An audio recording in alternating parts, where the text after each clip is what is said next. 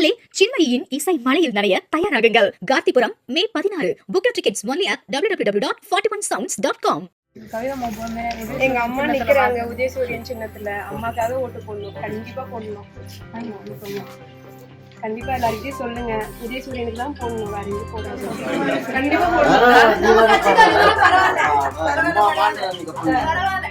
திருப்பத்தூர் மாவட்டம் ஜோலார்பேட்டை சட்டமன்ற தொகுதி திமுக வேட்பாளர் கவிதா தண்டபாணிக்கு ஆதரவாக அவரது மகன் மற்றும் மகள் வாக்கு சேகரித்தனர்.